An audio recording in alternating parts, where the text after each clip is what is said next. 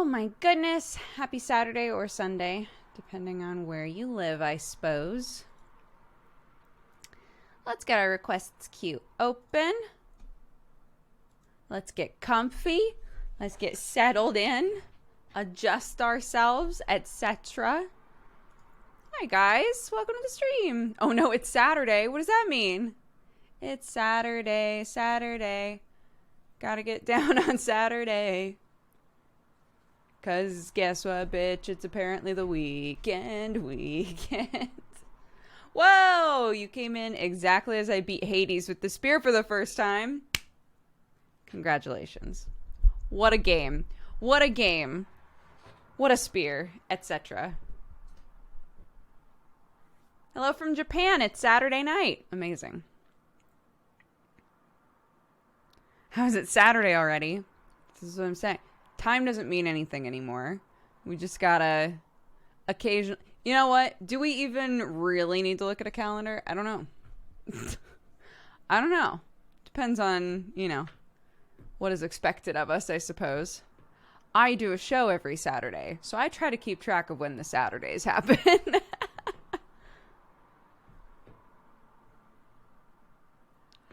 Hello. Moeka! How are you? Have you seen Jesse and Krendor's reaction videos?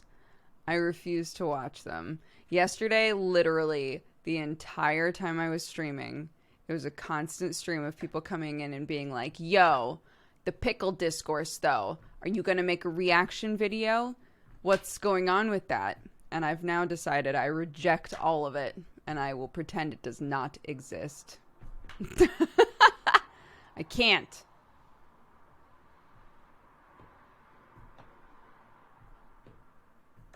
But they're amazing. How can they be amazing when they don't exist? When they're not even real? Cheers.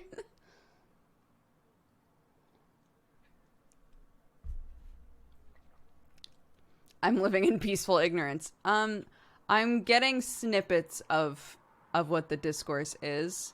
And at the end of the day, this is what I said yesterday. At the end of the day, the person who is eating is the only person that matters. So when people come to me and are like, I need you to tell Jesse or Krendor that the way that they eat something is wrong, I would be pissed if somebody came to me and was like, hey, the way you're eating that is wrong. So I reject it. I reject it.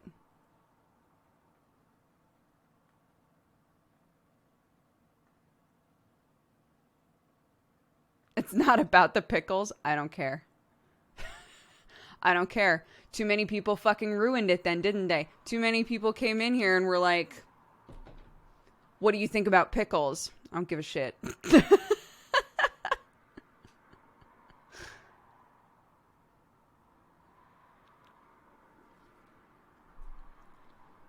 I reject my humanity, Jojo.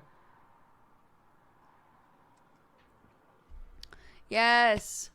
I'm really hoping that by the time we do Strange Roads, Arcadum will have his whole, like, all the new stuff set up. No more issues. That would be amazing.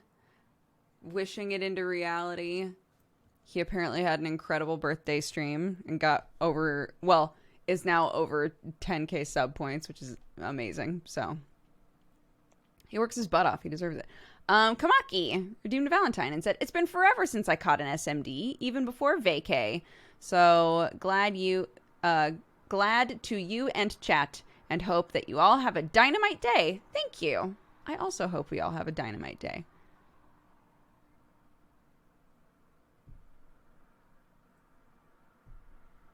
It's our fault we've ruined pickles. You haven't ruined pickles. Pickles are great. It would be impossible for you to ruin pickles for me, because I am a person who enjoys a pickle.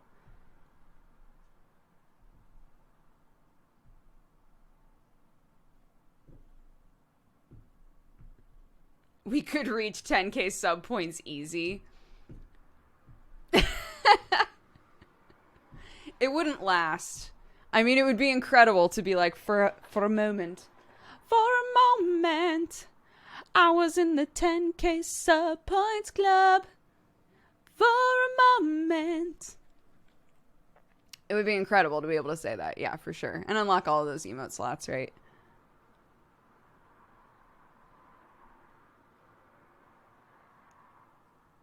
My D&D just finished. Was it good?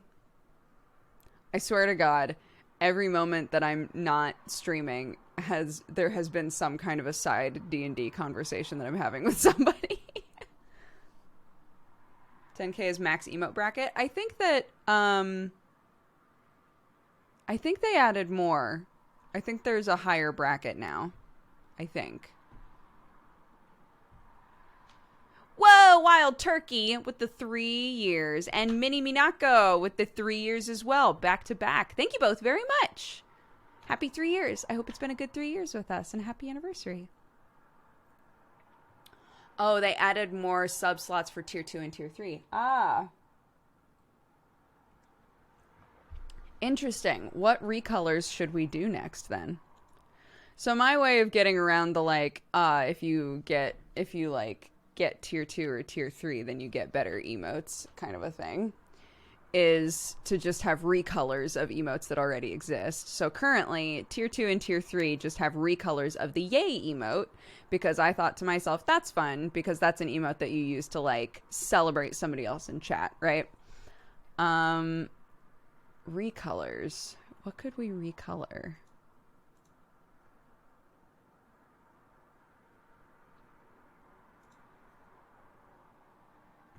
That's true. We could swap out the hype that people get with bit badges for something else, and then do recolors of hypes. We could do a couple hype recolors. Recolors of the hugs. Oh, that would be cute.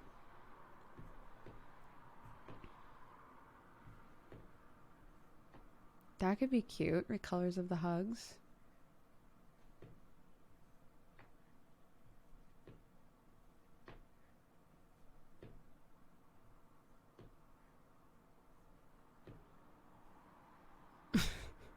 Sorry, I must have looked like I froze just then. I was deep in thought. I'm sorry. I'm here now. I'm back to the present. What's up? Hello. I was trying to think if there was a way to change hype so that it looked really depressing. Like the opposite of hype, but I don't see a point in doing that. You could add back Watson and Sherlock. Oh, instead of the Watson-Sherlock combo. They're not used super often, though. Although, to be fair, the alternate yays aren't used very often either. So.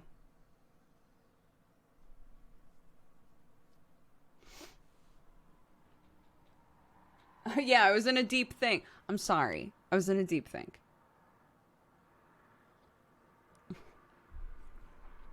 I use DOOGER all the time. I love... DOOGER has wound up having sort of a incredulous aspect to it that I didn't expect. Like, it's pretty much used by people when they want to be like, what the fuck are you talking about? Which wound up being pretty funny for me. Blooky Bloop, thank you very much for the gifted subs. Welcome, guys. If you were just gifted a sub, there should be a little pop-up in chat. So be sure that you take the time to say thank you to Blooky Bloop in chat. It's very sweet.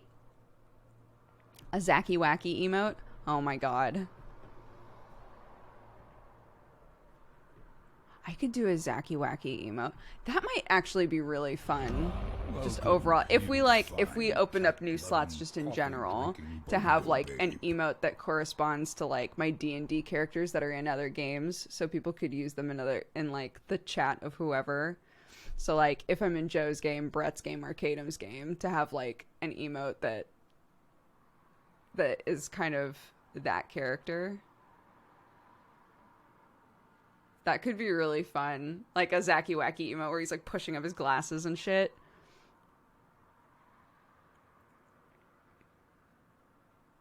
Yeah, I've thought about that too. CLC, thank you very much for subscribing. Welcome to the cat gang. Um, yeah, I've thought before that we have the no and the ye. People use the ye a lot.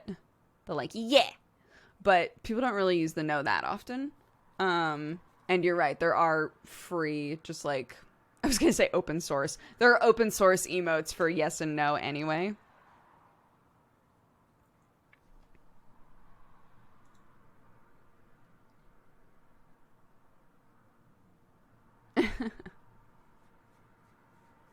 You could always add them to BTTV. That's also true.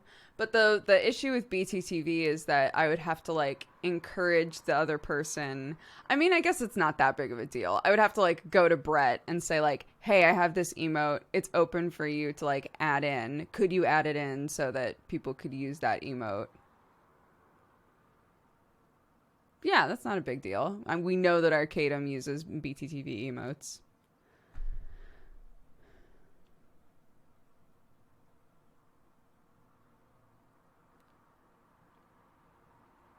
Yeah, it's not a bad idea.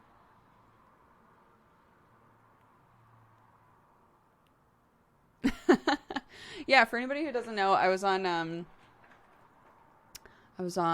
a pre-show yesterday with Avery, little Sia, and that was very fun. She and I have like we've gone to like escape rooms together and done all kinds of things like in groups and still had not really had an opportunity to talk much outside of like DMs. So it was really fun to be on a show with her and get to actually talk to her a lot. It was great to watch. I'm so glad. It was very fun. Yeah. I think that she's very inspirational in a lot of ways. She's like a, a decent amount younger than me and has dedicated so much of her time to like doing St. Jude stuff and, you know, just like she's great. I think she's really lovely. So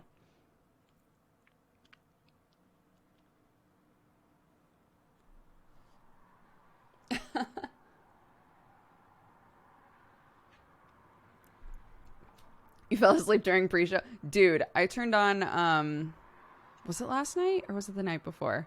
I think it was the night before that I turned on Arcane Academy to watch the second episode and just passed out. Just completely passed out. And then I was talking with Brett this morning about my character because we have session 0 tonight after Sam and my Tide thing. I was talking with Brett about a thing about my character, just kind of like double checking that something was okay roleplay wise. Some DMs don't really want you to like incorporate a magic aspect into roleplay and not have it be a mechanic, which is totally fair. So I just wanted to go to him and be like, hey, I planned on doing this. Is that okay? And he was totally fine with it. But he wound up being like, hey, so did you happen to catch the end of the second episode of Arcane Academy? And I was like, no. I was very asleep.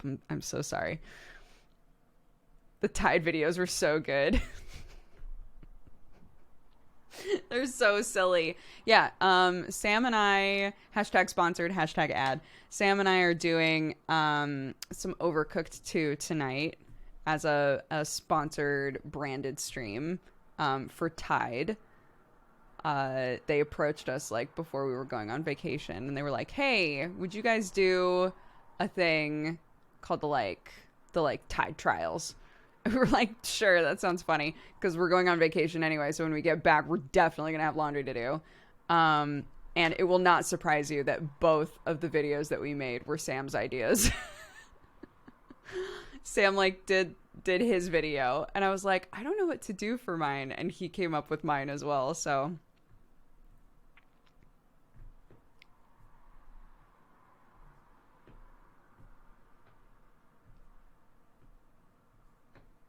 will the laundry doing be streamed? I do not believe that that's part of the deal, but please release a video showing whoever has to wash the laundry. We will, yeah. I think one of the stipulations is a follow-up picture or video of the loser doing some laundry, but you know.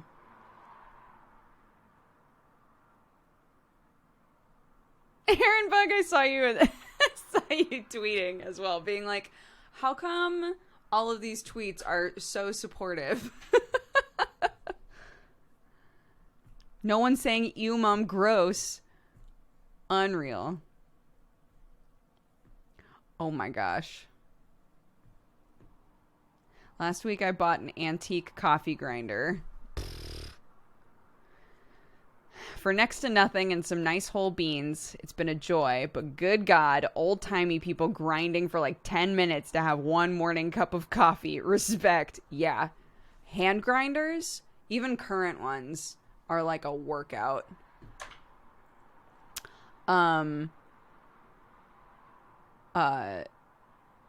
So we got, before we left, I had bought what's basically like a blow-up bed for a toddler. So it has like the outside part that blows up with like an edge around it, and then a mattress that you also blow up that goes inside, and you can put like a sheet on it or whatever.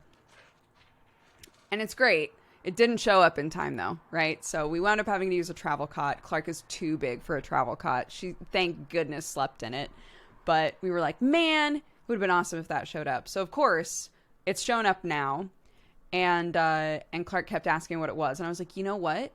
I think we should open it up. We should blow it up, right? Because any like blow up mattress type things, typically the vinyl that they're made out of, it needs to stretch anyway. So the first couple of times that you put a bunch of air into it, it like expands, and then it looks like it's lost air, right? Because it suddenly has more room in it, and you're like touching it going, it's leaking air, right?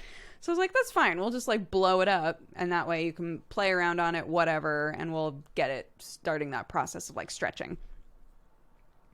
It took me, because it comes with a hand pump, because it's intended that you could like take it camping, right? So it comes with a hand pump. It's not an electric pump. It comes with a hand pump. And it took me, I want to say, and Clark helped. It took me maybe 25 minutes to blow this thing up, but it turned out it's pretty dope. It's way bigger than I thought it was going to be. She'll be able to use it for a long time, which is great. She demanded that I lay in it, and then when I did, she was like, "Mommy, you are too big." And I was like, "It's for a toddler. I can only pretend so much that I can fit in the same things as you."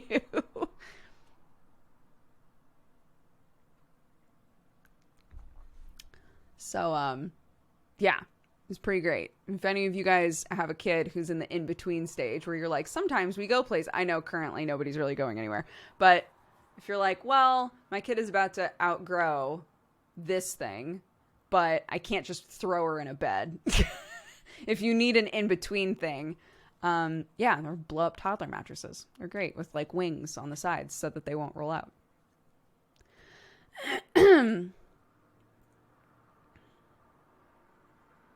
Throwing a child. Yeah, you know, like you do.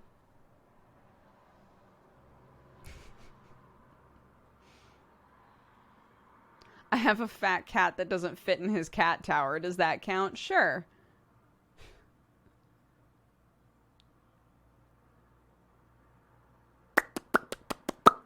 We have another Valentine that came in.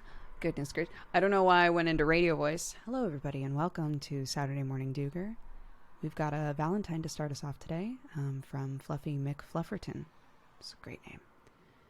15 minutes ago, they said, "This Valentine is for Dodger and chat. Thank you for creating a lovely and supportive space. And a special thank you as well to all of you who were part of yesterday's raid and helped make a smaller streamer's day Doog Hug." Which for all of you listeners out there, actually, if you saw it in chat, is an emote of two cats hugging each other. It's very wholesome.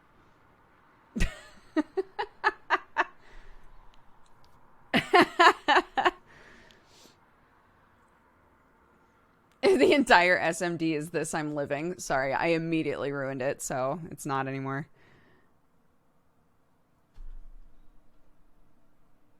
I heard your character had a tragic end in Sam's stream. Did he name the whale after me? Was I the whale? Did I die? Was I the whale? I was the whale! That's so exciting! But I died. You know, that's just kind of how it goes.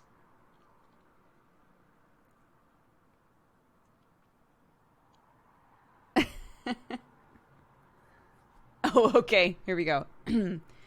We have another Valentine here coming in from Blooky Bloop, who, if I recall correctly, also gifted about 5 subs a while back. Actually, let me go ahead and check. It was 12 minutes ago that Blooky Bloop gave 5 tier 1 subs.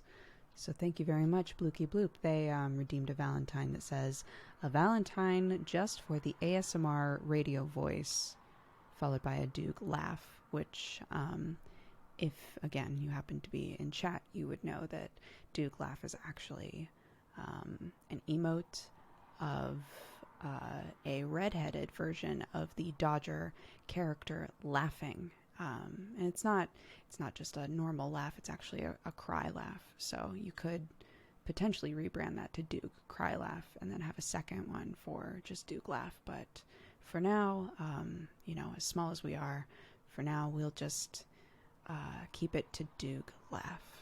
Thank you very much. And Eisner Guy also redeemed a Valentine that said, here's to chat, a fantastic community that is super wholesome with a :D.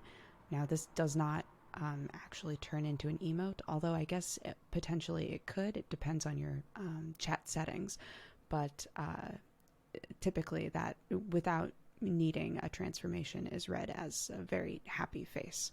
And then what actually is an emote, Doog Cool.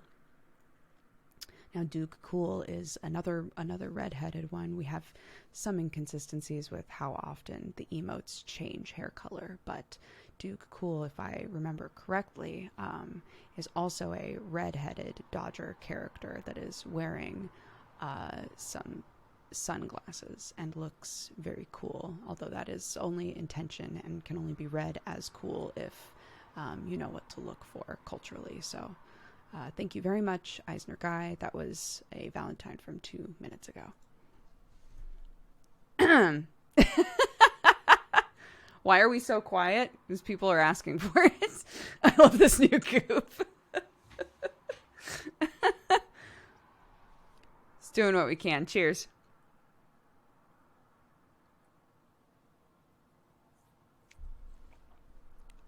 Raspy voice incoming. It was definitely sounding much more fried the longer that I talked that way. Definitely.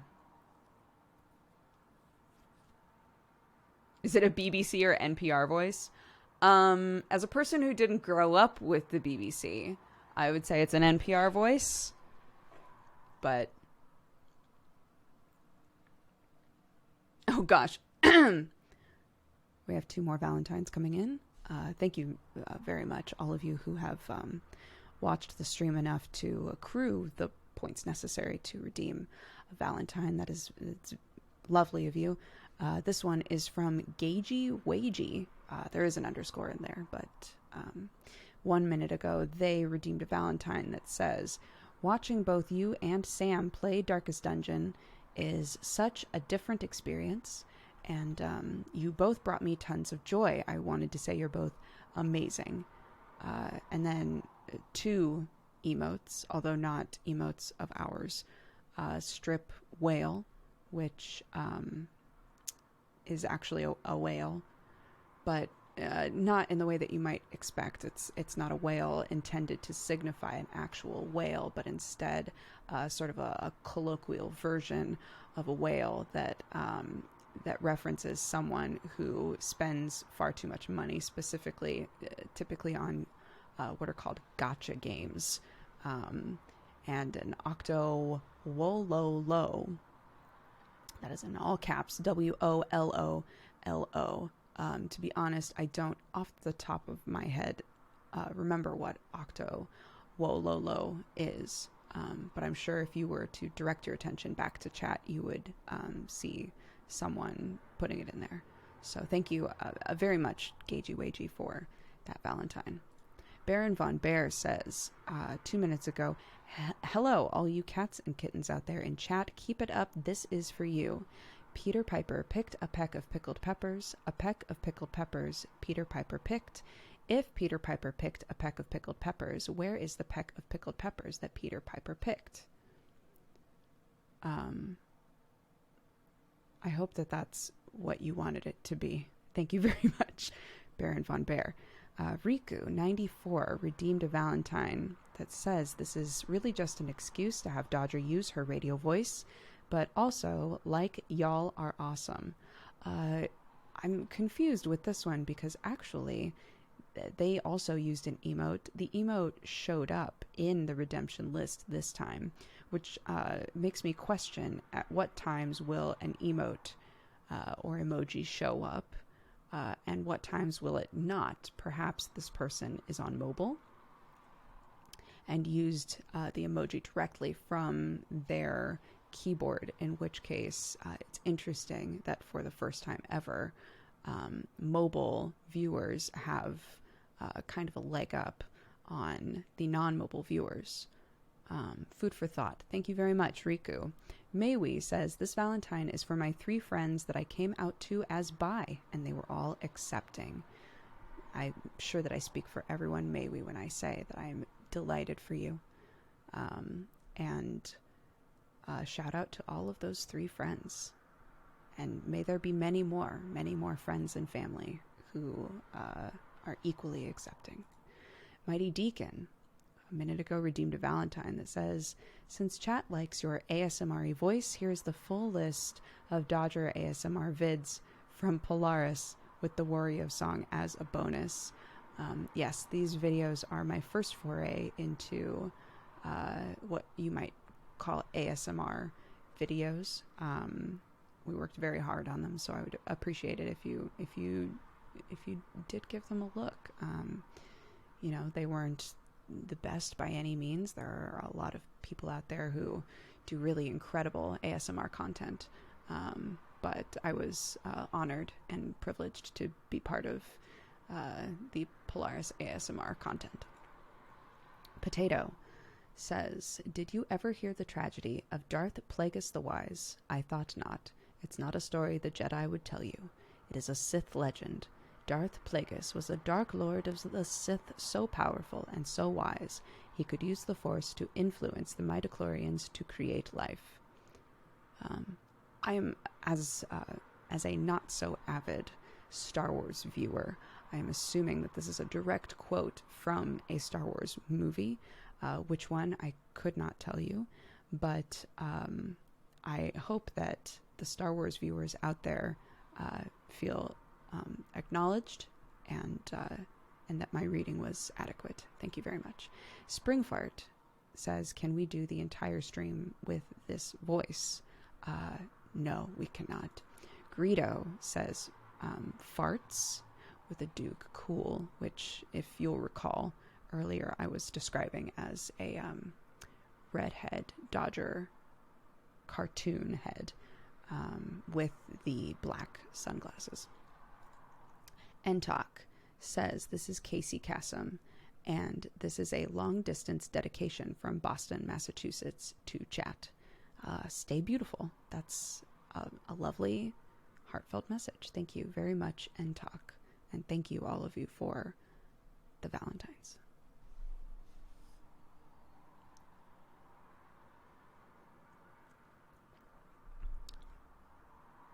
Anyway, this bit is confusing the heck out of me. I don't know how to help you. I felt like I fell into a trance. It worked. The ASMR was working. I didn't intend for it to be ASMR. It was just supposed to be a radio voice, but here we are. I think I fell like much deeper into it than I intended to.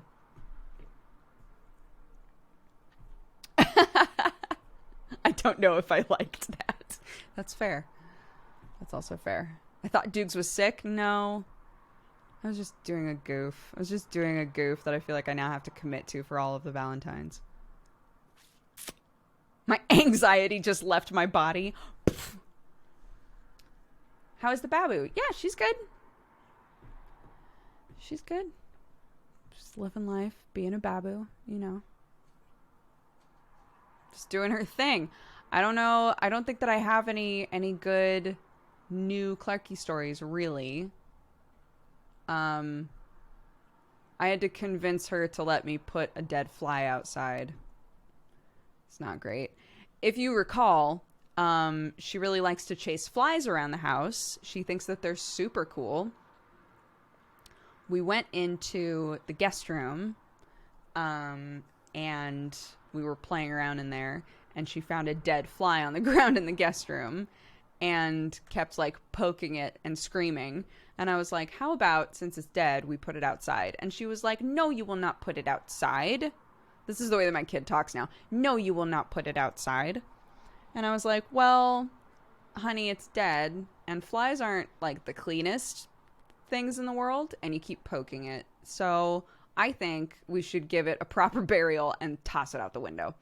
So I picked it up by the wing. I like grabbed it by the wing and I showed it to her and I was like, see, it's very pretty. It's got like a really pretty green back and all of this stuff. Like, flies are pretty cool looking. I agree with you, but it's dead and it's dirty. So we're going to bury it. Okay. And we'll say bye-bye fly. And she was like, okay. So we did bye-bye fly. It turned out there were like 4 other dead flies in this room. No idea why. I don't know why. I don't know what kind of like fucking Beelzebub stuff was going on in this room, but picked up all the flies, gave them all proper burials in quotation marks. Yeah, one last flight. Yeah, that's what it was.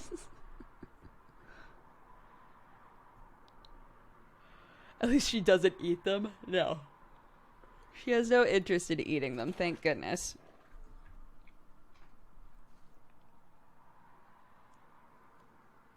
Clark is so cool listening to Reason. She's a trip, man. She's a trip. Like, I've said this before, but I try to, when interacting with, like, insects, I try to, or bugs or whatever, I try to be very like, oh, look, there's a bug in the house. That's pretty cool, but it probably belongs outside, doesn't it? So let's put it outside. And recently, she's suddenly very squeamish around spiders. And I don't know why. I'm assuming it's from the way that kids respond to spiders in, like, cartoons and TV shows. Because I have made a valiant effort to, every time we find a spider, be like, oh, look, it's a spider. But, you know, it's not going to hurt us. Maybe we'll put it outside or, like, put it somewhere else, you know. I've let them crawl on my hands and shit, which is not something I ever did before, but just trying to, like, establish, generally you don't need to be scared of spiders, right? So, yeah, suddenly when she sees a spider, she's like, a spider! And I'm like, what happened? I did so much work. I did so much work with you to try and make this not happen.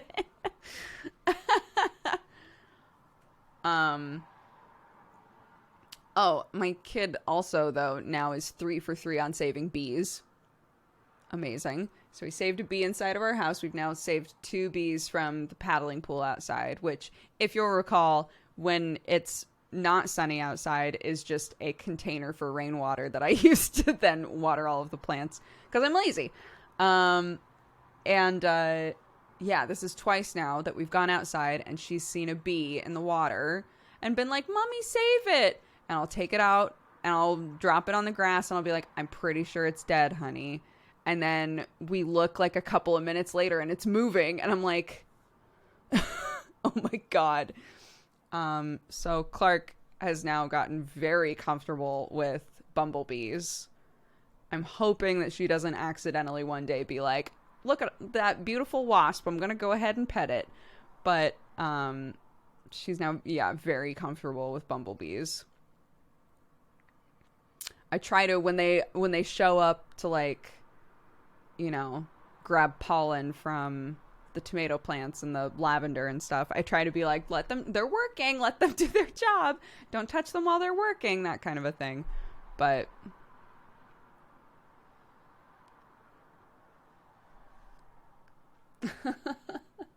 but yeah, I figure it's much better to be calm, right? They're very, all of those creatures are very good about, like, body language, right? It's better to be calm around them than not calm.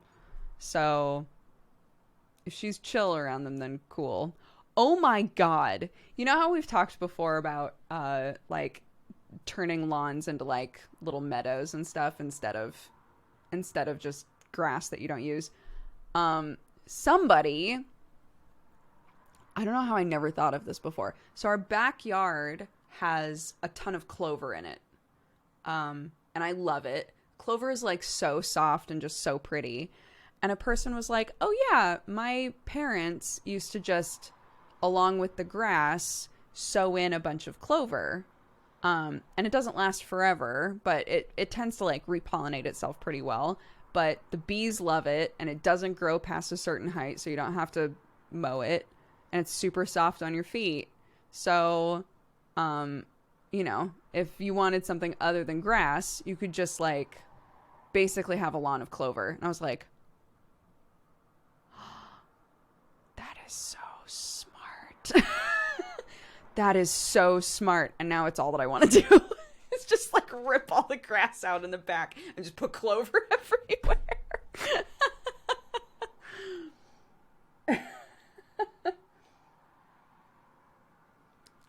There's, like, a decent amount of clover out there already, but yeah. Can you tell this to my landlord so I can stop weeding the clover? Oh gosh. Yeah, it's also really dense. So it typically the sort of plants that are, like, weeds that you wouldn't necessarily want in your yard, they kind of choke them out. Like, if you have patches of clover in your yard, probably you've noticed that if there's clover there, nothing else is growing in that clover because it's so dense and the root system is, like, so strong. They're just like, no, nothing else grows here. Only clover.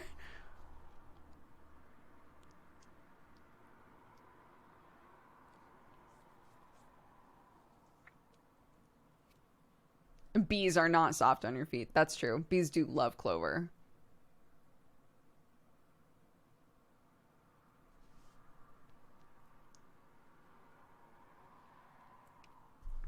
But yeah, if you have, like, if you're like us, we have, like, a small patch of grass, like, in front of our house. That's the area where I'm like, it's not used for anything. It's literally there to be like, look at my yard, right? That's the part that I desperately want to do something else with.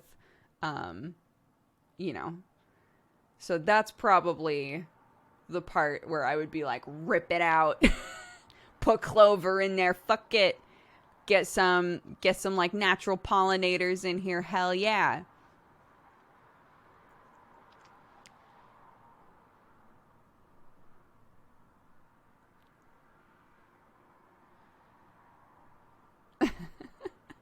Mex, I'm assuming that you meant to say yard, but your message looks really funny.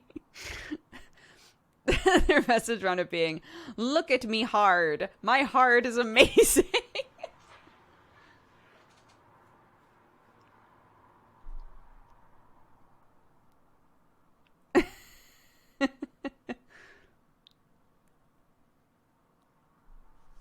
Made me laugh. So yeah, tonight is 8 p.m.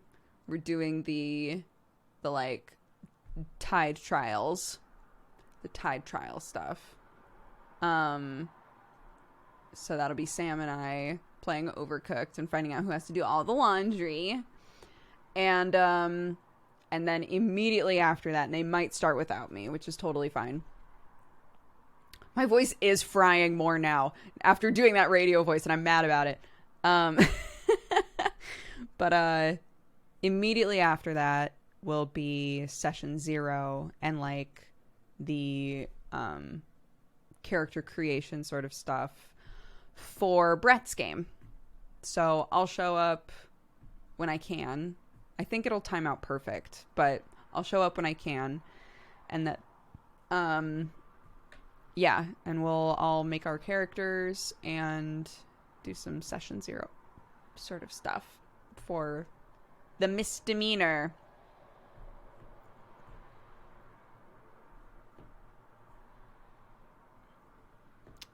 Yeah, I believe that this session 0 is streamed, but I will double check. I will ask him now. Oh, that's right. The last things that Brett and I said to each other was me going, "May the rolls be ever in my favor." And Brett said, "Yes, that. May you not blow up the ship, the old rickety wooden ship." And I was like, ugh. Okay. So now all I'm worried about is that I'm going to blow up the ship. Hey, is the session tonight streamed or is it Patreon only?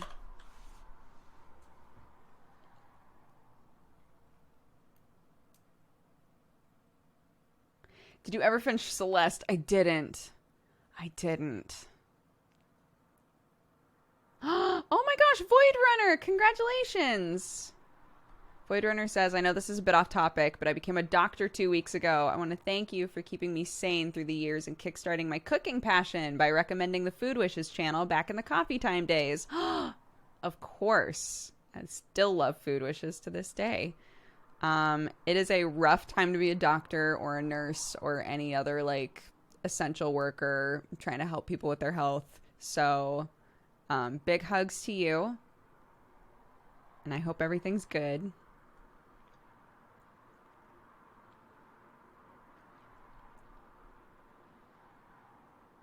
Yeah, Brett might be asleep, but I'll let you guys know.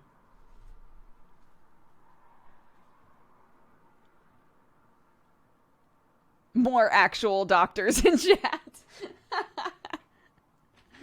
Yes.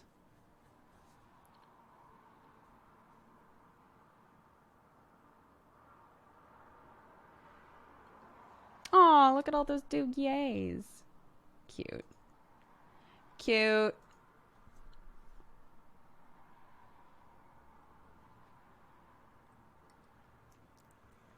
First time I've caught a Saturday morning stream. Well, welcome. What's up?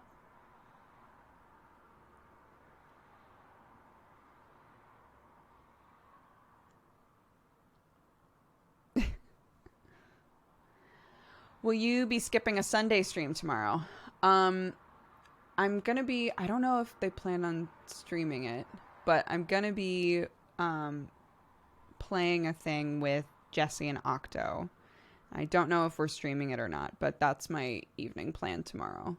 So, yeah, it'll be Manga Pod, and then like a group thing tomorrow night that either is meant to be a YouTube video or is meant to be a stream. So I'll double check with that as well.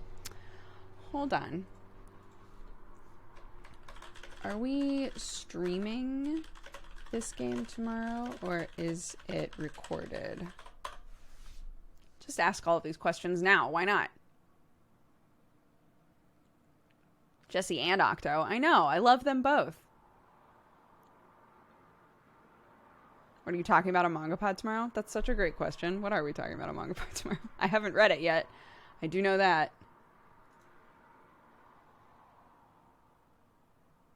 Is it Samurai 8? Yeah, it is. Samurai 8, volumes 1 through 3, chapters 1 through 24.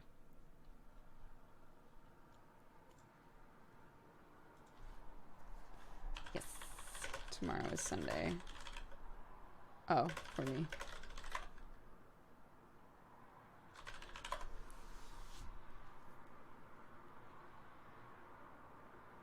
What's the future like? Is it nice? It's really good, yeah. I have a coffee and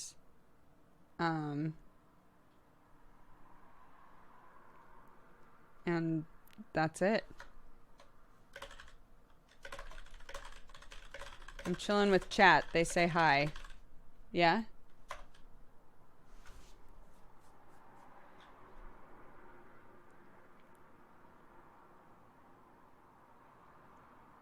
Octo says hello, chat. Do you guys have anything that you want me to tell Octo? Now's your chance.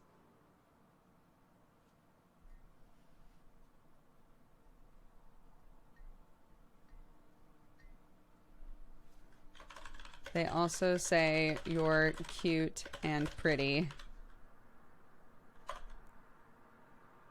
And a good bean. And to go to sleep.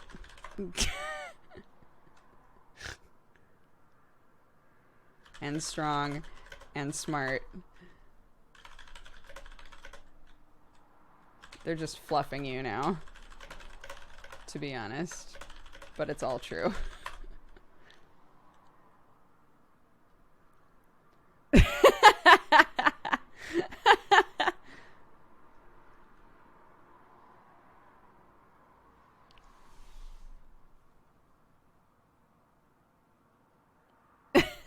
That sounds good. Great.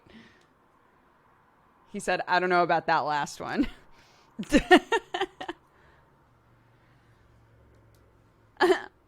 Octo, are you big and strong? Are you smart and beautiful?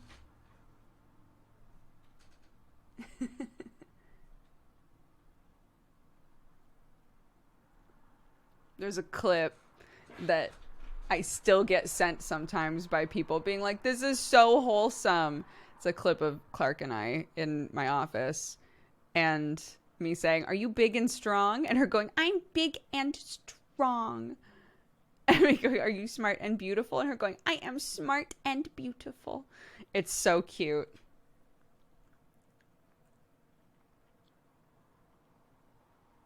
Where is the clip? I don't know. I would have to go and find it.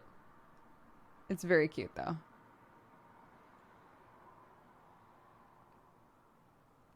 No, we have not read Gleipnir, and I have not watched the anime because the anime looks so weird.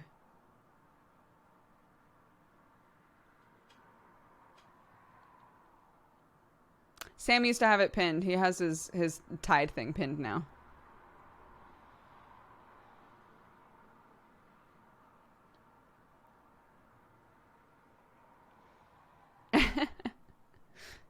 Is that it? Let me see. Yeah, that's it. It's very cute.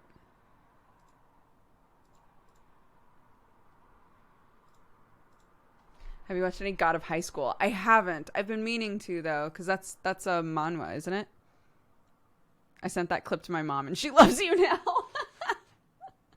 Somehow Sam's family found it. So they started being like, oh, you're such a good mom. And I was like, stop it. It was very sweet.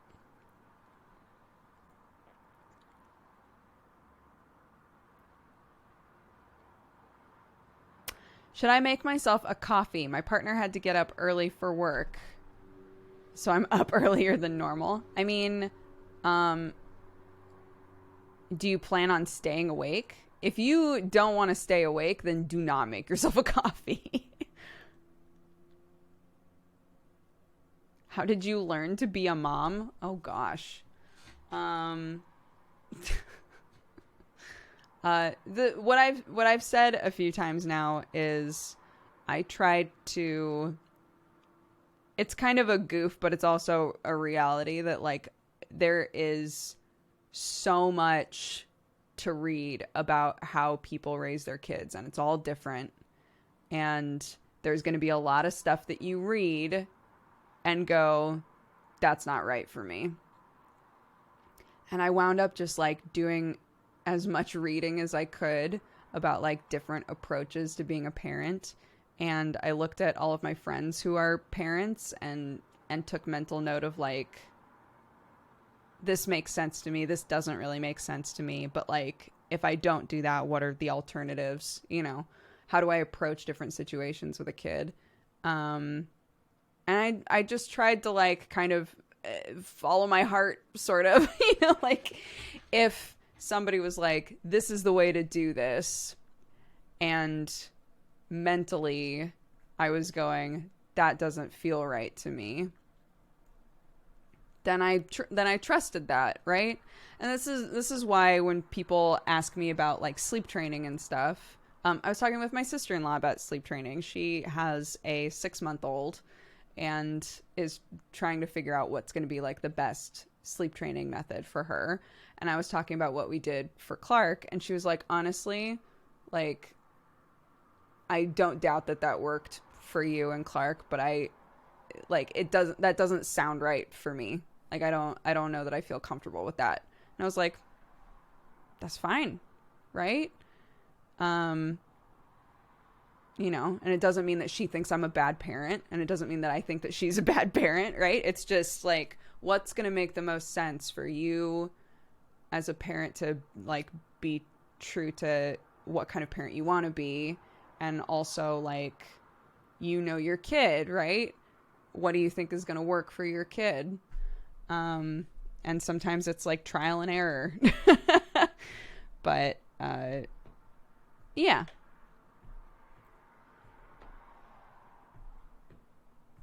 So, yeah, I think that there's a bit too much, like, this is what's right and this is what's wrong.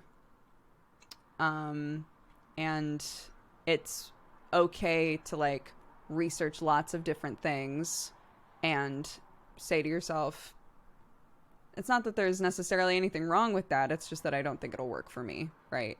I have a different sort of personality. I'm a different type of person. I want to approach parenting differently. And so I want to find something that sort of reflects that.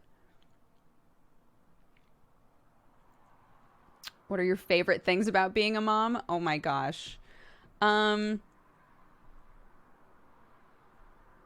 Like, I really like reflecting back on when I was trying to teach her something and then realizing, oh my gosh, she knows that now. I think a lot about all of this, like all the time that I spent trying to get her to understand shapes. It took her forever to figure out shapes. And she's finally like pretty solid with it now at, you know, going on 2.5 years old. She's pretty solid with shapes now. In comparison, like our little nephew by 1-year-old knew shapes, right? Their brains are just all different. They all learn stuff at different times and different paces. So it's really funny to me, and it's fun for me to think back and remember like laying on the floor in our old house on the carpet doing the little shape game with her, and her just having no patience for it whatsoever and not being able to figure any of it out and being like, I don't want to do this, which is fine. And now watching her play shape games because she enjoys them is super fun. The other thing that I really love is like the sort of things that I daydreamed about when I was younger, because I've always known that I wanted to like have kids or adopt kids or foster kids or whatever, right? I wanted to be a mom for sure. And so it's really fun to have these, like, I guess you would call them fantasies, like little fantasies that I had about what it would be like to be a parent, and then have this almost deja vu moment when living my life of like, I'm doing that thing, right? Like I'm doing that thing that I used to daydream about. The one that I've talked about before is, I used to daydream about like, turning on music and dancing with my kid. Like just playing around and dancing with my kid, right? And like Clark and I do that all the time now. And I have that exact reaction almost every time where I realize like I used to daydream about this. Like that's wild. I used to daydream about doing this with my kid. So moments like that are really, really cool. Yeah.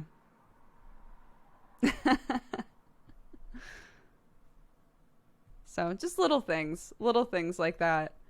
The little moments make up the whole, like, this is awesome. I love it. You know, I am. I'm very happy. I'm very happy being a parent. And I'm very happy with Sam and I just being like, Clark's great. We're happy. We're not in a rush to like add to the family again, really. I like joke, but kind of like not so joke about waiting until I'm, you know, in like my 50s and then being like, all right, time to foster a bunch of kids. All right, time to start tackling the foster system. Let's do this shit.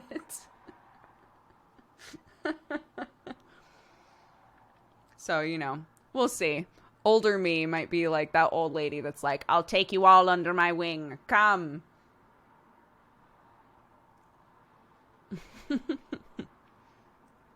But, yeah.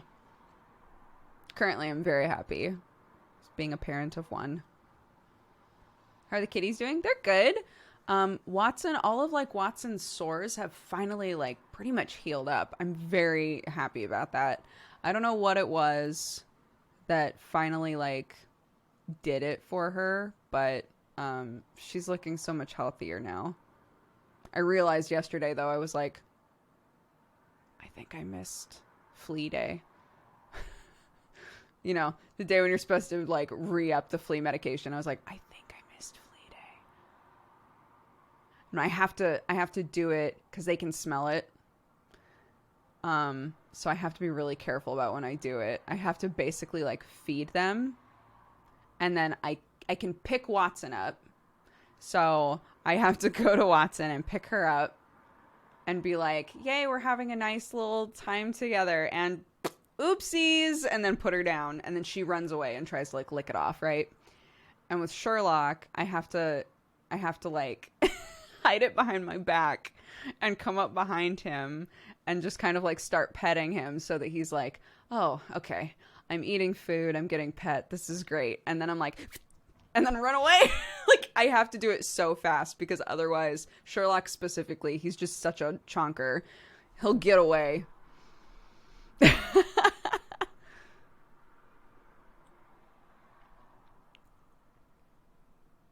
Do you think the cats have trust issues? It's the only thing that I do that with.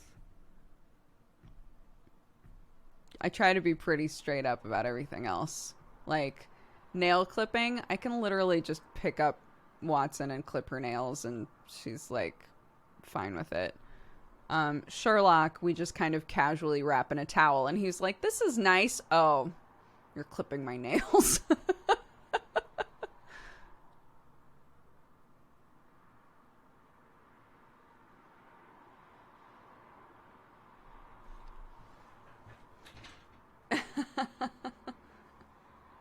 Yeah, it was not nice. Never mind. I don't think that I ever clip them far enough. I'm just so scared about clipping the quick. I don't want to hurt them. So I never clip like as far back as I think I could safely. But, you know.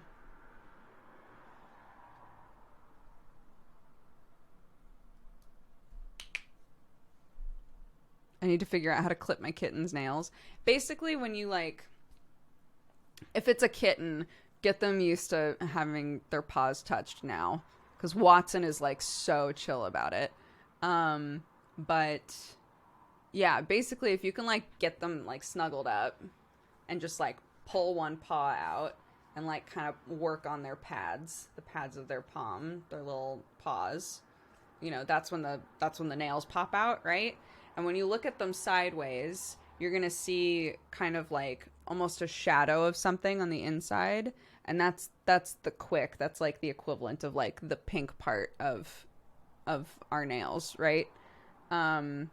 So you want to clip without nicking that like sort of pink shadowy part that's in there, because they'll bleed. So if you look at them sideways, if you can get them to just kind of relax and pop out their nail and look at it sideways, you'll be able to see, like, okay, I can clip here and be totally safe. Yeah.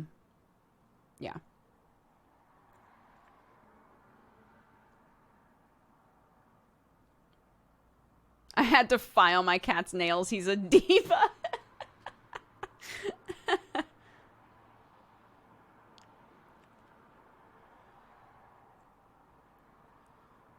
Oh, King's Warrior says thank you to Avi for my sub gift. That was super comprehensive. You're welcome. Yeah. I've done it with... It's definitely easier to do it with, like, nail clippers for cats or for dogs. Although dogs now, a lot of people just use the, like, machines, don't they? But yeah, if you get the ones that are for cats, they're definitely a bit easier. But I've done it with nail clippers, and it's fine. Especially a kitten. Their little claws are so tiny.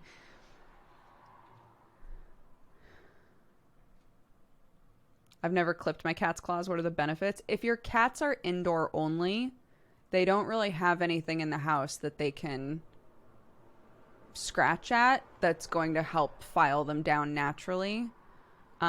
So if they're indoor outdoor, it's good to leave them if you can, because it gives them a way to protect themselves from other animals, and you know, they'll naturally get kind of filed down just existing outside.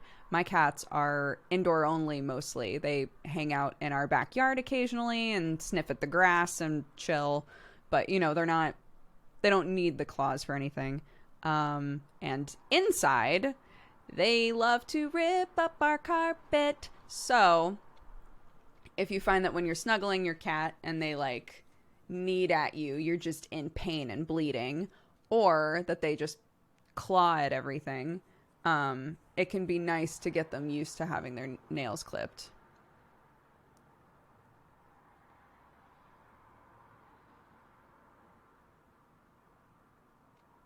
It's like little needles. It hurts. It does. It does hurt.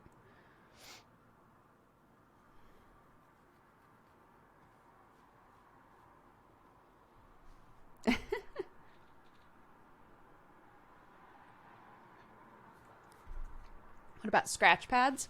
I don't know if you've ever seen all of those memes that are like, I got my cat this super fancy thing and they're ignoring it for a box. Cats will generally ignore scratch pads in favor of a tasty looking couch. There are all kinds of methods to be like, basically, you can go the full patience method, which is anytime they scratch at something you don't want them to, you just pick them up and put them where they can scratch. They're like, oh, you're in a scratching mood? Don't scratch that. Scratch this. I used to put scratch pads in front of the places that they obviously wanted to scratch, and Watson would just push it out of the way. So that was great. And Watson specifically does not give a shit if you spray her with water. So my list of possibilities for Watson are really short to discourage her from doing things that I don't want her to do.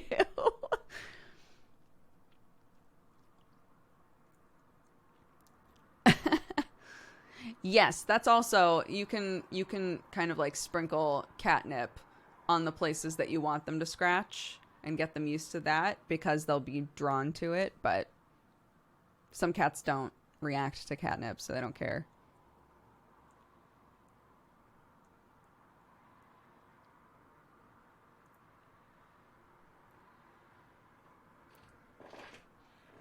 Oh, I hope you can get a kitty. They are definitely fun. Octa says, tell your chat that I love them, but it's your stream, so it's time to pay attention to you. Wholesome Octo.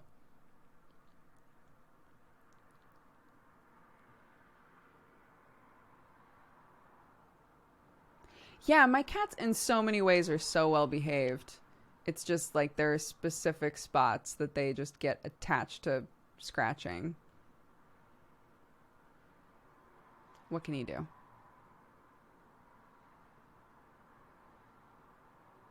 Octo doesn't know if we're streaming it or not, so we'll have to ask Jesse.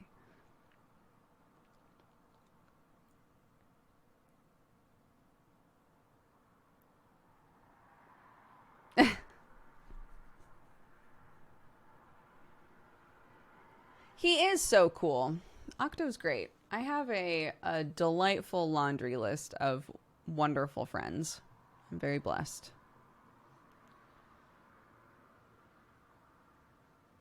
Aw, Mikomi, thank you. Jesse is 100% asleep. Yeah. I mean, he should be. Octo should also be asleep if we're going to call people out. Is Watson still skittish around Clark? Watson has gotten to the point now where she likes to be near Clark. And if Clark is not too excitable, Clark can sit there and pet her and it's no big, which is amazing. Amazing progress with this cat, right? So we have lots of cute moments, like Clark will be sitting on the couch and Watson might lay down on the back of the couch, like right behind her head. Or sometimes Watson will come to me for pets and Clark will show up and pet her with me and Watson doesn't get like about it. So it's all good. It's all positive steps. How did you collect so many great friends? I grew them in my garden, Ooblets style.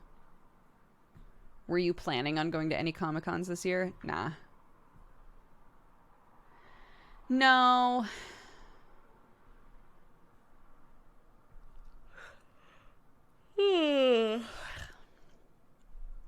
Ooblets is fun, man. It's a fun game.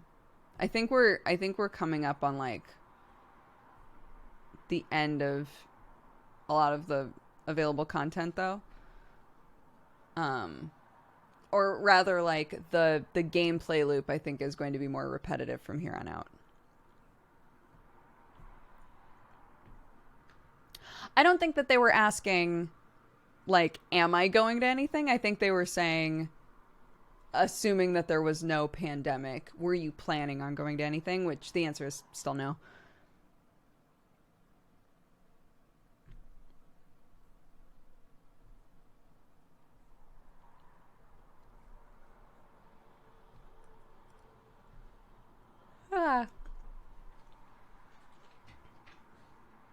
Littlewood is almost fully out. Oh my goodness. Guys, remember when we made our weird little heart village in Littlewood? That was fun. That was fun. You're making me yawn. I'm sorry. I ran out of coffee. So, like, is it my fault? So, like, you know, get more coffee? I could go get more coffee real quick. Do you guys want a pee break? Real quick one. I can only go until 3 today, which is 40 minutes from now. So it'll be super quick break.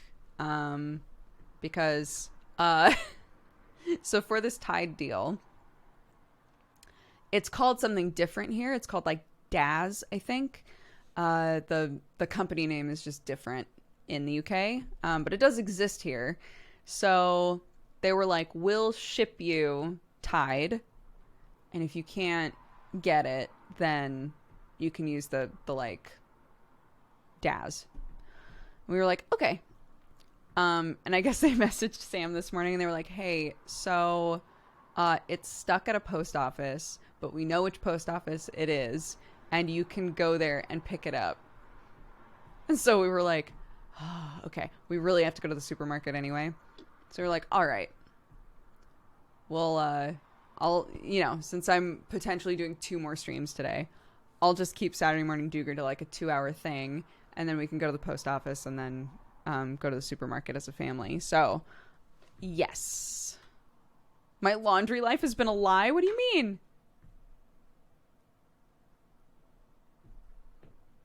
Yeah, potentially 2 more streams. Definitely 1 more stream.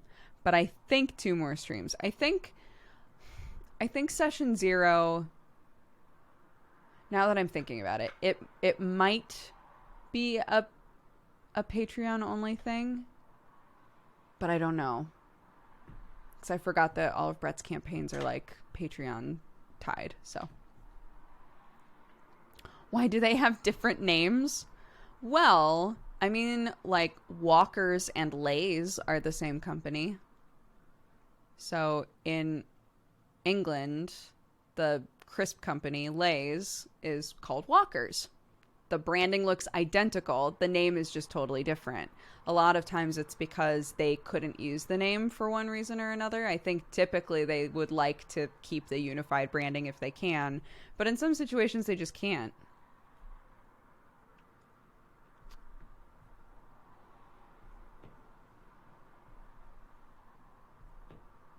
I was wondering that. They have the same logo. Yeah. Totally different flavors and shit, but it is the same company.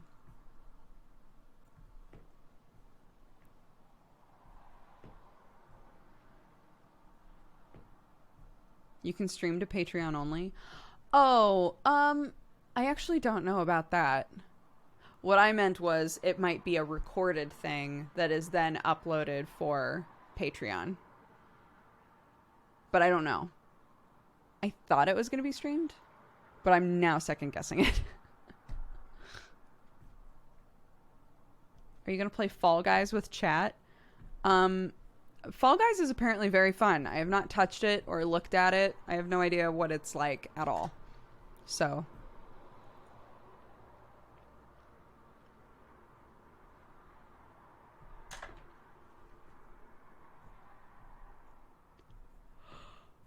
I hate it. It's confusing. Interesting. Yeah, I'm good. I'm just yawning a lot. But I'm good. It's like total wipeout. So it's just like obstacle course. Whoever gets to the end wins kind of a thing. Fallout. Fall Guys is very fun, but lag is an issue. Yeah, Jesse loved Fall Guys. I do remember that.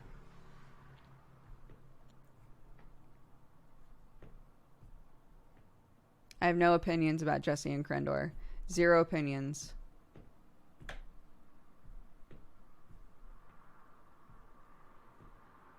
How was Sam's chat with the house owner yesterday? Any news? Things are going in a positive direction. I think that we'll know on Monday. So keep throwing good vibes at us to potentially get this house. It would be amazing. Rip all this shit up and put in soundproofing. Literally, that's the first thing that I'm daydreaming about. That and the doorknobs. Doorknobs get stuck, and I hate it. But one of the doorknobs that gets stuck all the time is Clark's, which is such a blessing because she can open doors now. So if she wakes up in the middle of the night and tries to open up her door, she can't get it open because it sticks.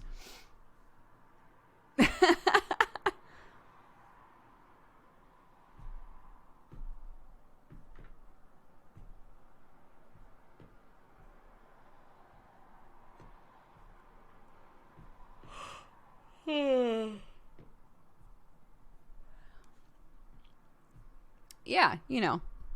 But Sam and I have kind of had like a mental list of stuff that we would love to do to this house.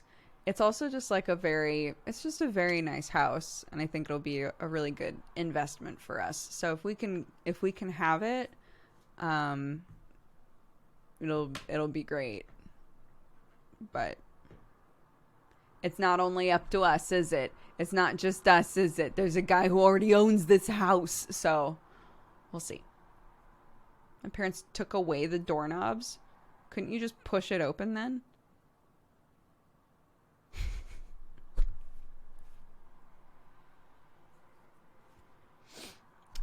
Yeah, some people have wound up in rental situations where they're like, hey, I'm going to just completely redo this house. How do you feel about that?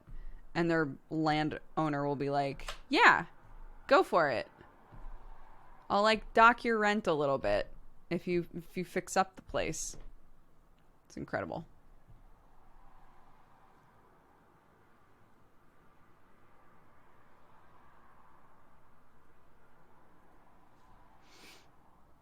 Any news on the merch store coming back? Yeah. We're trying. Some extra fun COVID stuff happened with our system, and so just trying to be patient.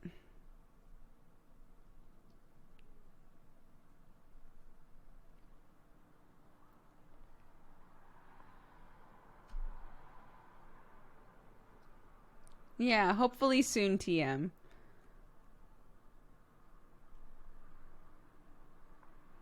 You like my outfit today? Thank you. It's jeans and a black t-shirt. Extra fun COVID stuff? Sorry, maybe that didn't read as someone got COVID, and so the process was halted. Understandably, and we said, don't worry about it. We'll just wait. So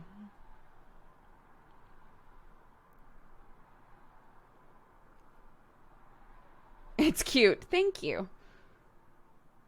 High-waisted jeans, chef's kiss. Oh yeah, all of my jeans now are high-waisted jeans. I've seen the light.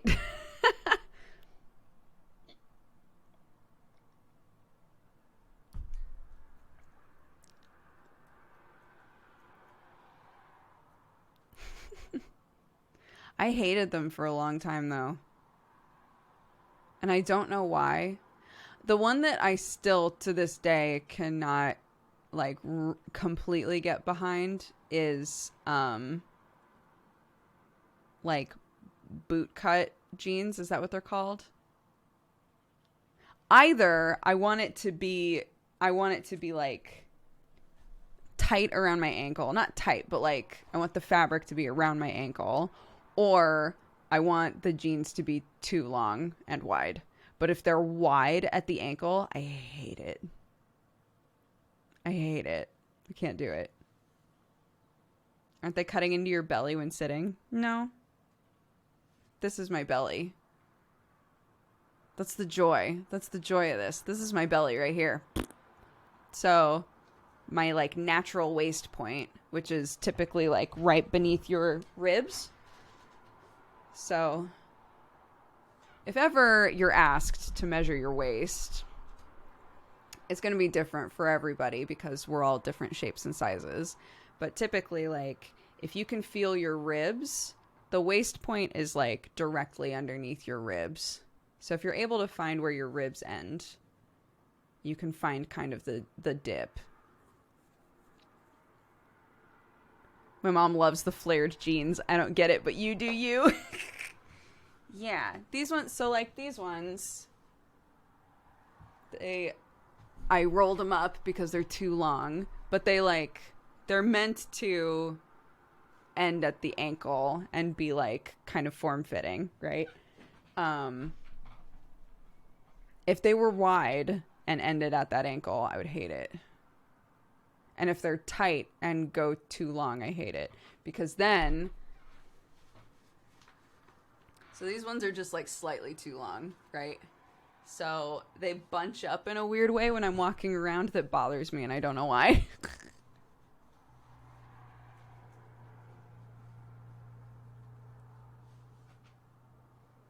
Yeah, I don't like it. Always roll up. I tend to hate the way that jeans look on me when they're rolled up. So these ones, I'll pretty much only wear these with boots, because then you can roll them up a little bit, put on some sockies, and then put on your boots, and you can't see the roll up.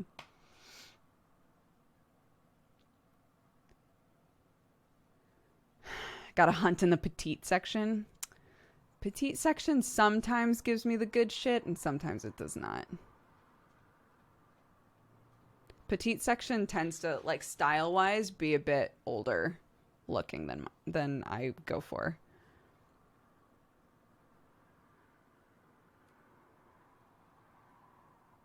I've never watched a D&D game before, but I'm loving Strange Roads. Oh, I'm so glad. I'm so glad you're enjoying it. No spoilsies. No spoilsies. But yeah.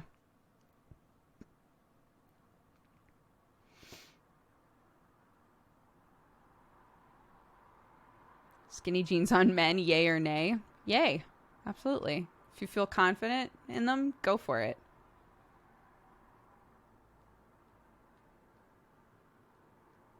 You know me. I'm the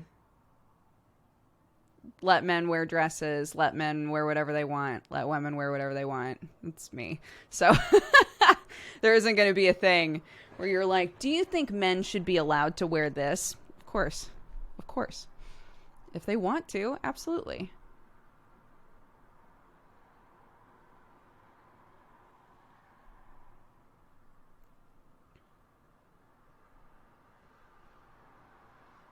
I'm too dummy thick. The phrase dummy thick is so good. Fuck shopping, learn to make your own clothes. I saw a really good tutorial about making sweaters shorter that I really want to try. It was the idea of it was like if you're into the like what is this called? Oh my god. If you want a shirt that kind of ends like here, a crop top. God, thank you. Like some people are really into crop sweaters right now. I have a couple of crop tops. I don't know if I could get behind a crop sweater for myself, but the idea was basically like you take a sweater and the part at the bottom that denotes like the end of the sweater, right, which is typically a separate like strip of fabric around the bottom. You take that and you just like fold everything up and then sew. I'm not explaining this very well. You like sew along that line, cut all the extra fabric off, and then just fold it over and iron it. And I was like, that's so smart. That's so smart. I might try it. We'll see. Hi, Phil. Happy 3 years. Yo, yo, yo. Everybody say hi, Phil. Filthy Turtle in chat is a lovely streamer and nurse. Sweaters, the things meant to keep you warm, are now in crop form. Let's be real. All clothing will have a makes less sense but is more fashionable version of itself.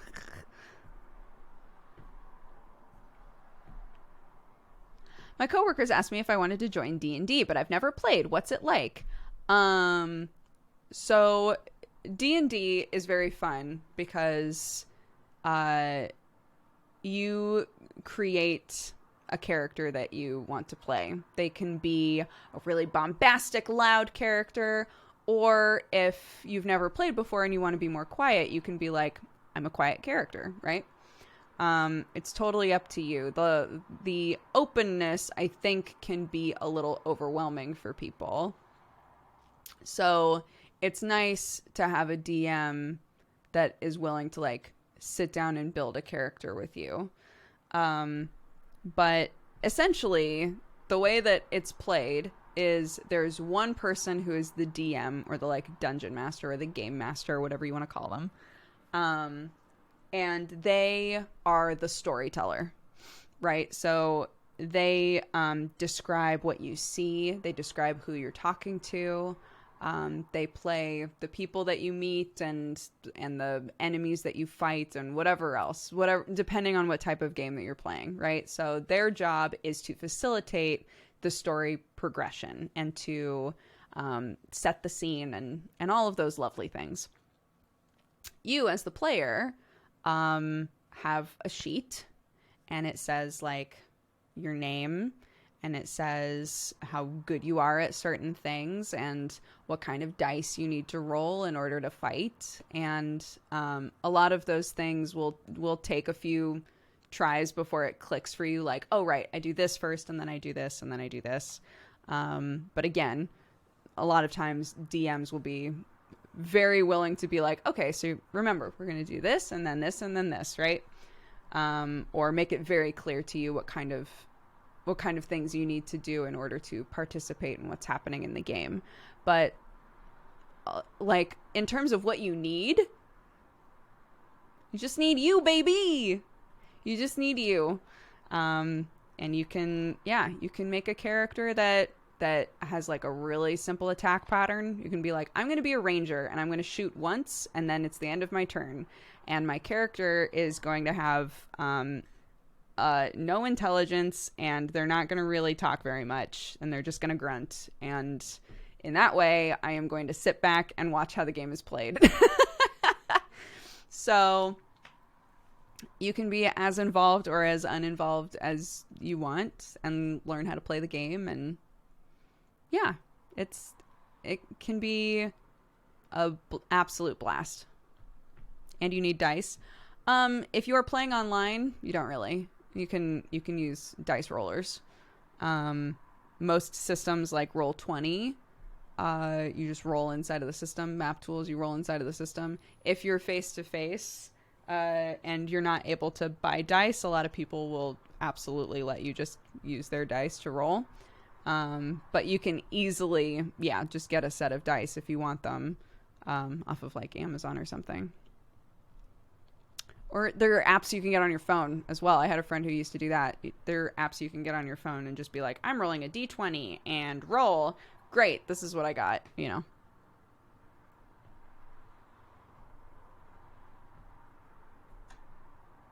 But yeah. I think if you are interested, that you should go for it.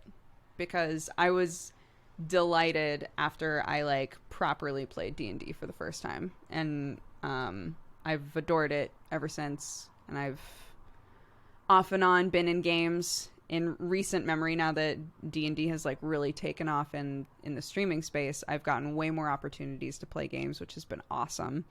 But yeah, there are lots of different ways to play, and you can make any character that you want.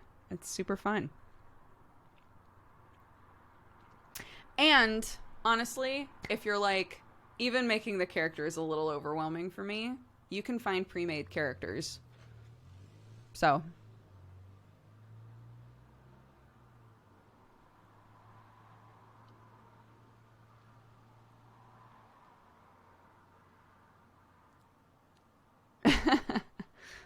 Yeah, there are lots of pre-made characters that you can find. I've definitely been in one-shots where the person was like, all right, here are the characters. You choose whatever one you want. And then we'll play. And it's like, no big. So. Once you buy a set of dice, it's a slippery slope. At this point now, yeah, I only have the one set of dice. And Clark is obsessed with them. She calls them the roll rolls. Because anytime she picks them up, I'm like, remember, roll. Because originally she would just chuck them across the room. And I was like, remember, honey, we don't throw them. We roll them. We roll them. So she calls them roll rolls. It's very cute.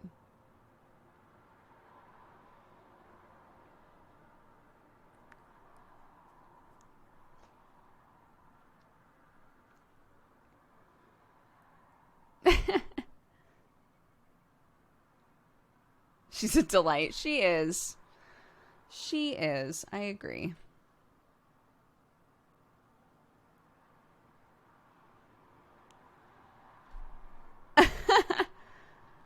I'm not really into D&D, but my whole friend group loves it, so I kind of roll with it, forgive the pun. A few years ago, I had never met somebody who played it. Now my life is drowning in it.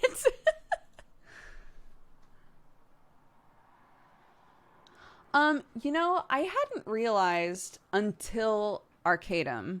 I hadn't realized that there was a text-based community of people who play D&D. Where people will make discords or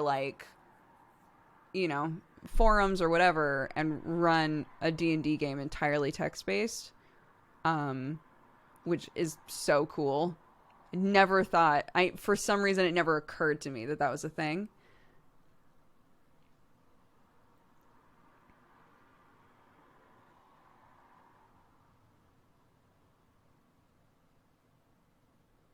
Imagine running a D&D game entirely through text messages. It would be fun to run like a modern day game that way. Where it was like inside of the game you are communicating through text a lot of the time.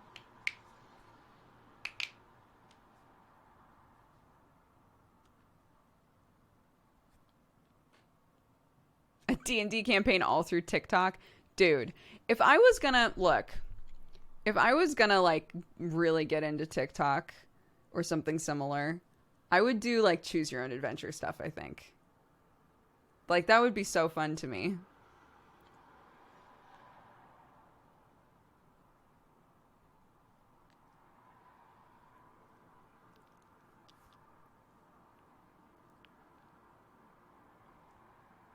Yeah, Muds. You are not dating yourself. Well, you're kind of dating yourself, but you're also dating me.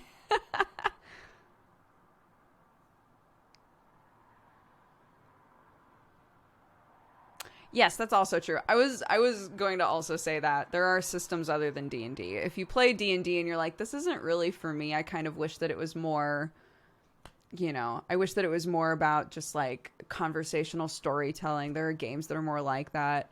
If you're like, I don't like the constraints of D&D, I wish that I could just make whatever I want.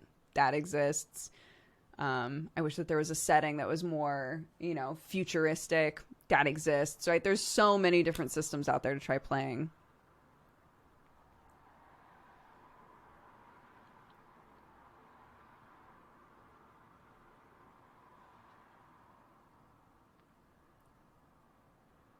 Legend of the Red Dragon was my fave.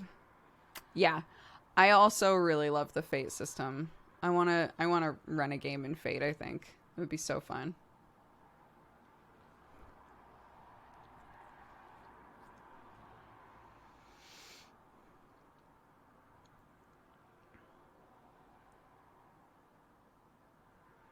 I've heard of D&D campaigns where it's mostly politics.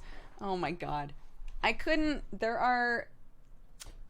I have a friend. Sorry, my foot got all twisted. I have a friend who is definitely the sort of DM where you can have like a really high stakes, complicated conversation inside of the game, and he just executes it flawlessly as whatever character he's supposed to be. I am not that sort of person, right? I could never do a campaign where there was like political intrigue involved. I couldn't do it.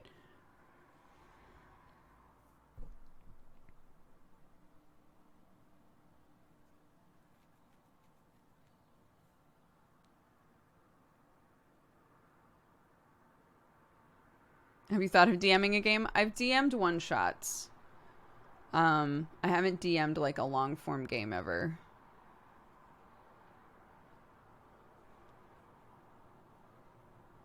Exactly. That's the thing, right? Is I feel like my players would just run circles around me because I'd be like, yes, well, there is dissent in the north and you must do something about it. And they'd be like, judging by this, and this, I don't really think we need to do anything about it. And I, as the king, would be like, yes, true, that.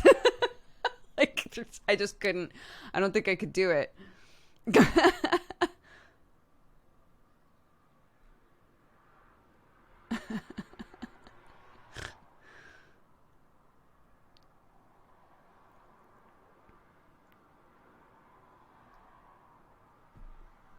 Need a campaign in the Cat Gang universe? Oh my god. There are TTRPGs that are like everybody's an animal.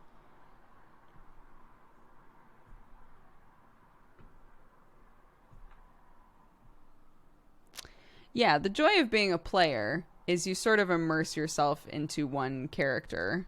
Um and it's very fun. I'm really looking forward to playing as Alice because I think he's going to be a lot of fun to play.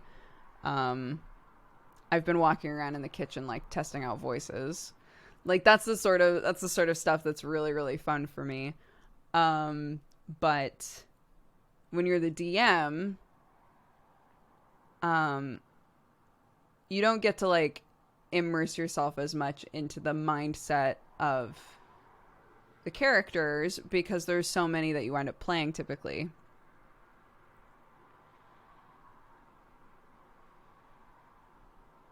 How does Clark react when you do different voices? There are some voices that she thinks are really funny. She has a Hey Dougie book that's about brushing your teeth, and in it, any of you who have seen the episode of the Dougie show that is about brushing your teeth, it's about a lion, a very dapper lion who has horrendous breath, and he's like, yes, isn't my breath lovely? And everyone's like, no, it's bad, brush your teeth. And then they teach him how to brush his teeth, right, as the whole episode. When I read that book, of course, the way that the lion talks is like, hello. I am Elaine Lodeur, king of the jungle. She thinks it's so fucking funny. She loves it. So there are voices like that are like constant winners for her.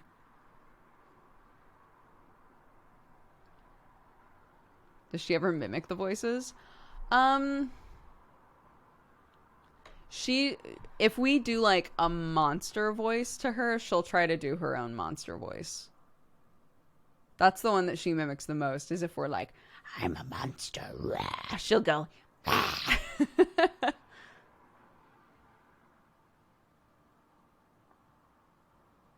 in her defense, that voice is hilarious. Thank you. I try. I do what I can. Yeah, if we're pretending to be dinosaurs and stuff. Or monsters. She has a little book that she loves. That she's had for a really long time. And she just adores it. It's called Little Dinos Don't Hit. And she's named all of the dinosaurs in the book. Right? So, in the book, it's like... you know... Don't hit your sister, help your sister. Don't hit your brother, help your brother. But obviously she doesn't have a brother and a sister. So it's don't hit River, help River, who's our little niece. Don't hit Nettie, help Nettie, who's our nephew, right? So we've just like renamed everybody. So sometimes when she's reading it, she'll point at the dino that's supposed to represent the kid who's reading, and she'll go, Clarky Dino. She'll go, who's that? And I'm like, I don't know. Who is that? Lucky Dino. I love it.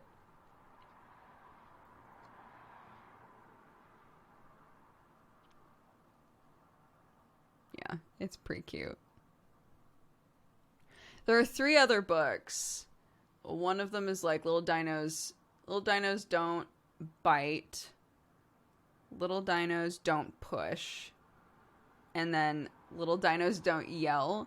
And I'm so curious what Little Dinos Don't Yell is like, because I assume that it's like about recognizing when you're angry and like that kind of a thing. But I'm like, my kid yells all the fucking time. But it's rarely in a I'm mad or I'm upset way. It's just, she just enjoys yelling, right? And I don't necessarily want something that's like, you shouldn't be yelling. I don't think that she necessarily shouldn't be yelling. I think that she needs to understand the time and place to yell, right?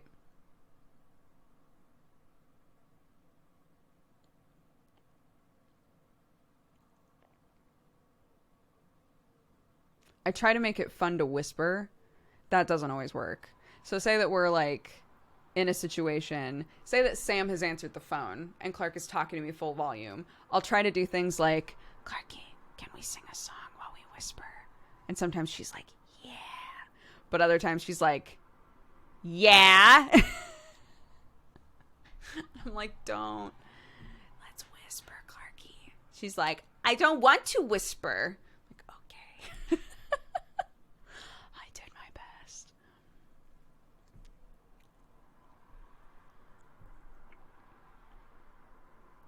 What a power move. Yeah. We've done lots of like whispering practice. Like sometimes I'll leave something in our bedroom and Clark and I are awake and Sam's still asleep, and I'm like, okay, Clarky, we're gonna sneak into mommy daddy's room and grab your potty or whatever is in there. And I need you to stay quiet because daddy's asleep. And she goes, okay. And then we walk in and she's instantly like, Daddy! I'm like, Clark, shut up. She's just excited to see daddy. She just forgets. It's fine.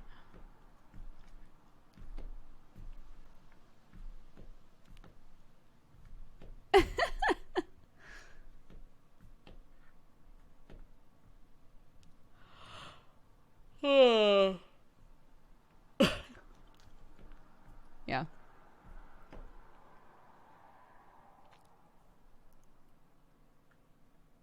I know, so many yawns. I'm sorry, guys. I've been in a very yawny mood. I don't feel tired. I'm just yawning a lot. So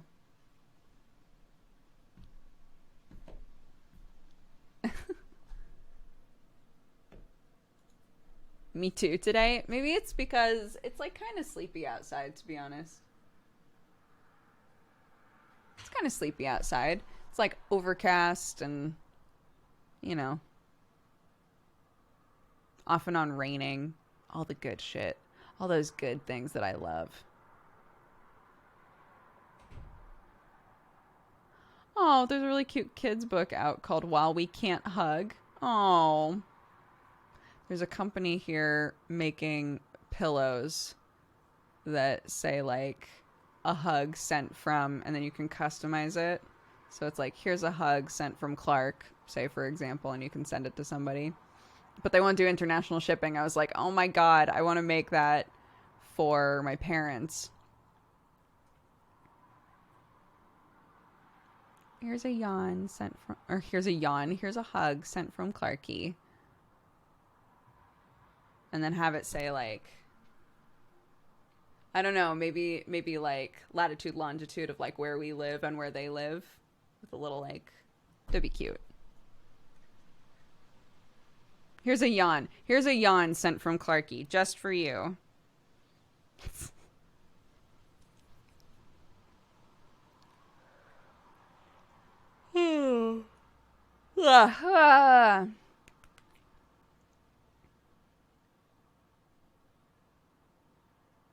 To show how boring you are, yeah. Here's a yawn sent from Dodger. Because I ain't done shit. I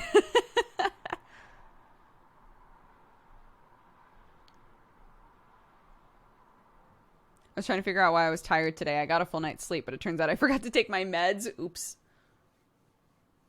For me, I ate a bunch of stuff yesterday that I was not supposed to eat.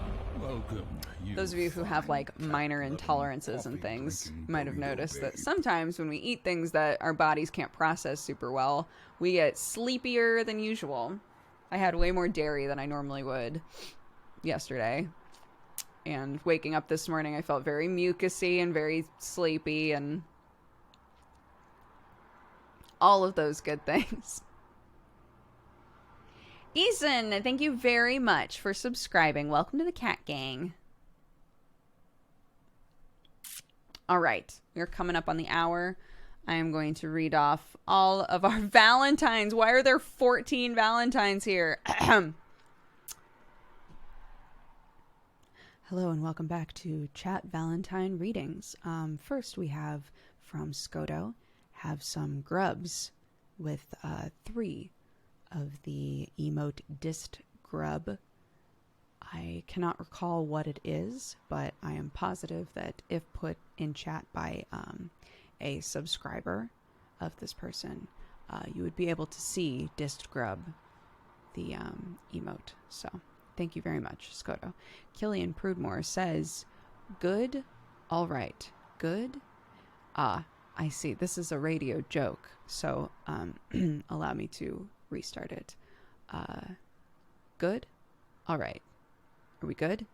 You are listening to SMD from Dodger, intended as the Radiolab intro. Radiolab is a excellent podcast, in case you were looking for something informational to be listening to later. They're also a Doog Dance, Doog Dab, both of which are emotes that you might find in our emote list here on twitch.tv/Dexbonus, as well as Potast Hype, again, an emote that I cannot recall perfectly, but I'm sure would show up if placed in chat by a subscriber. Henry says, Doogs, use your abdominal voice or else you will wear it out very quickly. I don't believe that I'm using something other than my abdominal voice, but it's hard to say, as this is not a voice that I typically use for any reason whatsoever. So there were also 2 Duke laughs in there. So those are 2 identical emotes that you might find in our emote list. Baby Cake Sama says Doog Paw and Doog High, which is a blue paw, if I recall correctly, as well as a high bubble that you might find in a comic strip. They say, I am on mobile.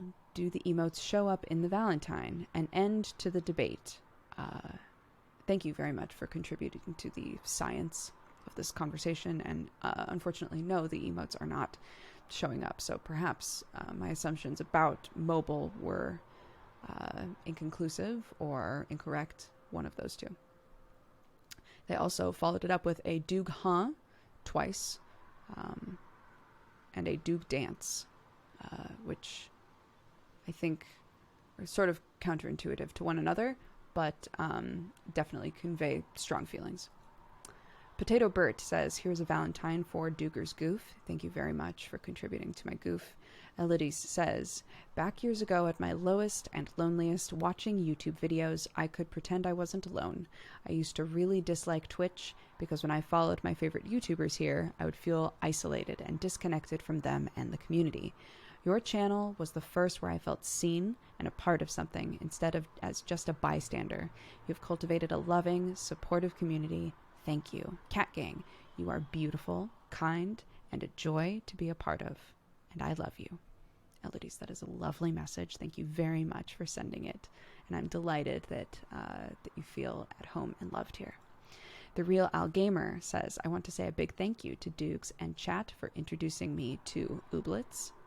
Ooblets is a game that we have been playing here on twitch.tv/Dexbonus for the last, I want to say a few days, but as many of you are aware, I did go on a vacation of sorts for a few days, so it would be more accurate to say that we have played Ooblets for the last few streams.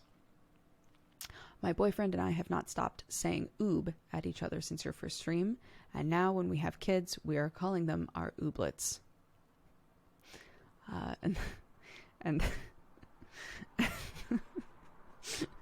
And then followed it up with two different emotes, Pup Party and Pup L, both of which I'm sure are fantastic emotes. W. Tile says, y'all are cute, and thank you for making my morning very nice and chill. Lucinda Darkwood says, I want to say thank you to Doogs and this chat. My week has been rough, and coming in here makes me feel so much better, with a heart emoji, which I can see. And love to you, chat. Love back to you, Lucinda. Thank you very much. Mikomi says, Doogs, you are strong and smart and beautiful and lovely, and we love you. Thank you very much. That is a very sweet and kind message. Heronbug says, allow me to spread more info to chat. In America, what they call a Three Musketeers is a British Milky Way, and a U.S. Milky Way is a Mars bar. Can confirm that these things are true and confusing as a transplant. Arnar says, echoing chat earlier, it is always relaxing and nice to hang out here. Folks share often fun stories and are supportive of each other. I often get ideas and inspiration from being here with the various topics. Dodger is lovely, supportive, and an awesome person. Doog hug. Thank you very much, Arnar. Thank you for being a lovely mod and member of the community. Rail Dev says, love to this chat, love to the community, and a shout out to Muds. Legend of the Red Dragon was my favorite, followed by a Doog hug. Doog hug back to you, Rail Dev. The Cat Rider says, here's a Valentine to Mighty Deacon, with two Doog hug emotes. Thank you so much for the gifted sub. Everyone here is always so generous, and I really appreciate it. With some Doog thumps, which are a crying emote in the style of Bible thump, and two Doog love emotes. So thank you very much, Cat Rider. Just Athena says a belated happy birthday Valentine to their boyfriend, with a couple of hearts, but not emoji hearts. They are less than 3 style hearts. So 2 of those to Just Athena's boyfriend. Potato Bert says, here is yet another Valentine for Dooger's ASMR goof. It is a 10 out of 10. Thank you very much. But as a point of fact, it is not an ASMR goof. It is in fact a radio goof that has decreased in volume steadily over time, and I don't think any longer reflects a radio goof accurately, but it was not intended to be an ASMR goof.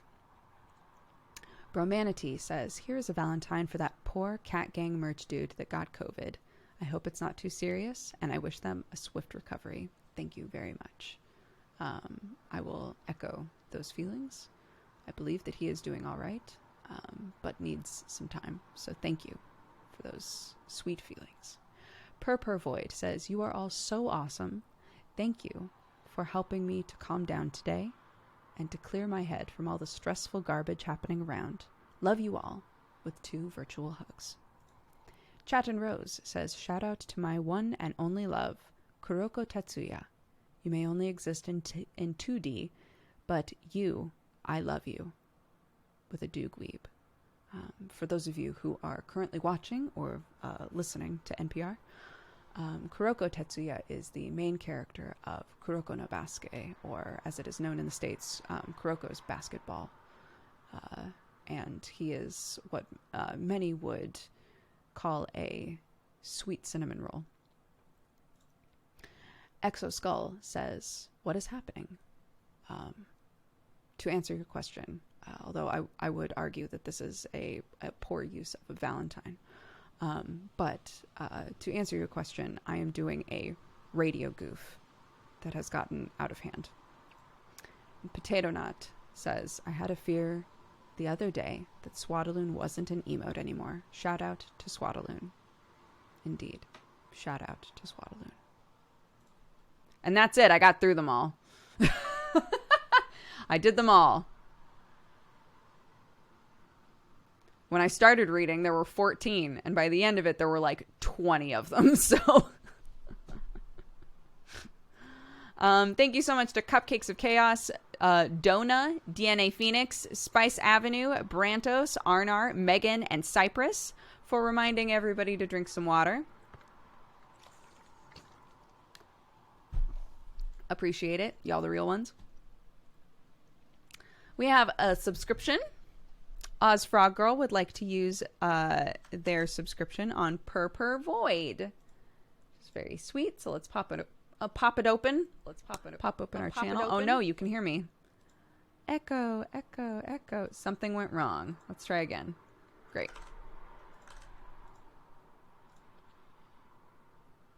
Ba-boop and ba-boop. Thank you very much.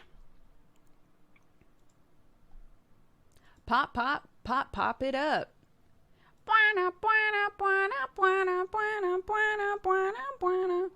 Wonderful. We also have a raid leader for Zanby. We can do that again.